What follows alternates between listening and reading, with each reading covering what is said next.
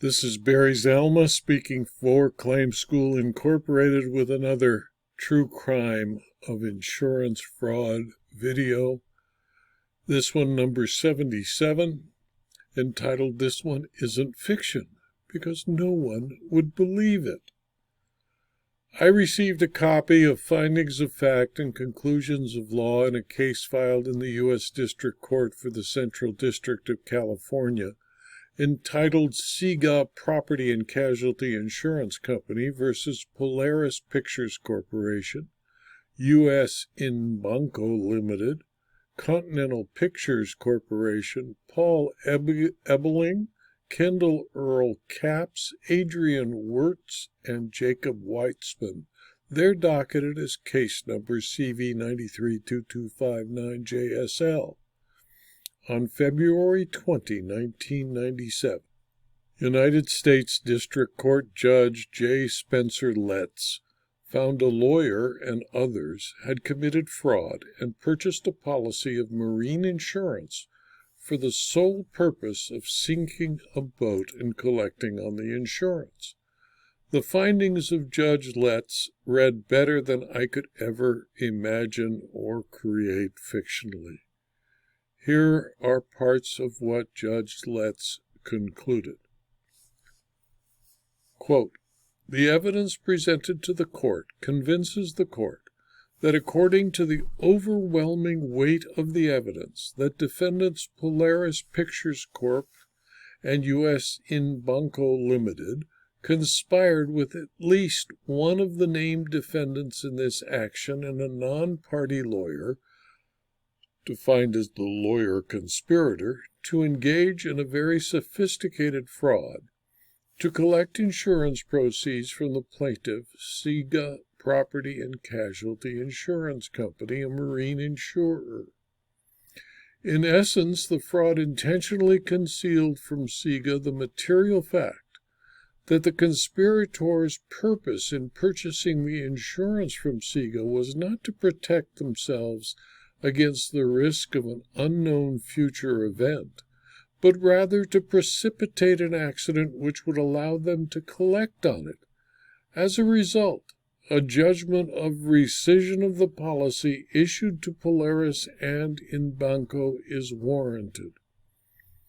On June 9, 1992, the lawyer conspirator signed an order contract to purchase a brand new 76-foot Azimut motor yacht for $1.9 million. Prior to June 1992, the lawyer conspirator had sustained 3 total losses of yachts that he either owned or held ownership interests in. Each of these prior yacht losses was insured, and each prior yacht loss was paid in full by the respective insurer. The lawyer conspirator then arranged for Continental to sell the yacht to Polaris. The Continental Polaris transaction was a stock transaction between a company about which little evidence was presented and a company with virtually no assets. Polaris was formed by the lawyer conspirator and completely controlled by him at all relevant times. It was also located at the same address as the lawyer conspirator's residence. The evidence showed that Polaris never did business of any kind or substance. In addition, the evidence showed that Polaris was placed between the principals of this fraud as a diversion in order to disguise the identity of the person who would get the money in the event of the loss, namely the lawyer conspirator. The court finds that defendants' fraudulent scheme consisted in part of using the insurance proceeds to pay to Inbanco as a creditor the sham debt secured by the vessel. The court finds a conspicuous plan to defraud Cigna by temporarily distancing the lawyer conspirator from Polaris until the insurance proceeds had been paid. All of the ostensible transactions discussed above, with the exceptions of the purchase of the boat, were among parties all closely tied to the lawyer conspirator, and the corporate parties did not have any meaningful assets. The reason the lawyer conspirator took such extensive measures to distance himself from these corporations and transactions was to divert attention away from his own personal loss history of sinking vessels. Polaris and Inbanco eventually purchased marine insurance for the yacht, named Principe di Pictor, from Cigna.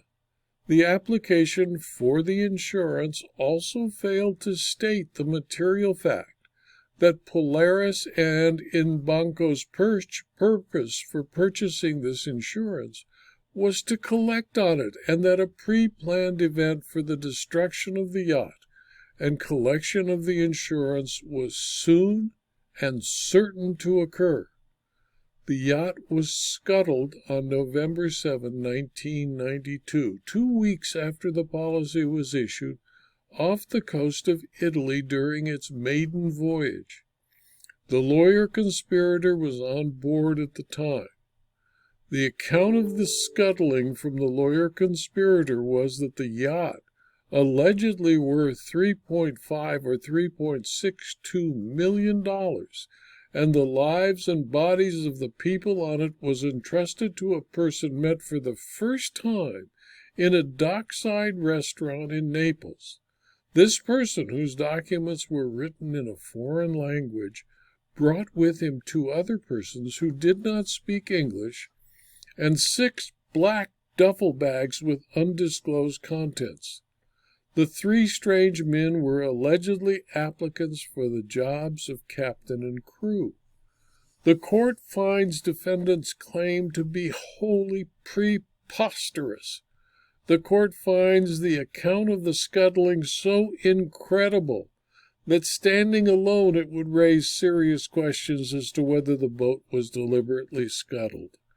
Purchasing insurance, not for the purpose of insuring a risk, but rather for the purpose of collecting the insurance for an event that is being planned, is a highly material fact that should be stated to the insurer when applying for the insurance.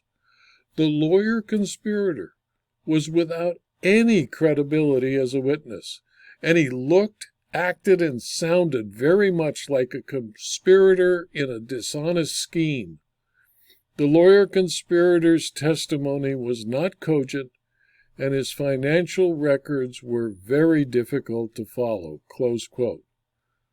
The news report did not name the lawyer conspirator. I had dealt with him several times with regard to fraudulent insurance claims, so I called the trial lawyer and asked, "Is the lawyer conspirator named Rex?" The trial lawyer, Neil S. Lerner, was shocked. "How did you know?" I explained my history with lawyer Rex and wanted to thank Mr. Lerner and all the lawyers at Sands, Norwitz, 4G, Leonard, and Lerner, who tried the case on behalf of Cigna, for finally defeating a fraudulent claim presented by Rex, a longtime nemesis of the insurance industry in California.